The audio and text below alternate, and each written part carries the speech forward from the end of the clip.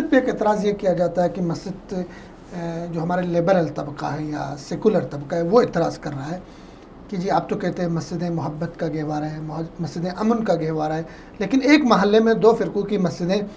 وہاں پہ امن کا درس نہیں دیتی، ان کے سپیکرز، ان کے مولانے جو جمعہ کا خطبہ ہوتا ہے اس میں ایک دوسرے کے خلاف بول رہے ہوتے ہیں، تو یہ اس میں حقیقت کتنی ہے یا چند ایسے لوگ ہوں گے، عمومی یہ چیز نہیں ہے، کس نظر سے؟ ہاں یہ بہت کم ہے، بہت کم ہے، اور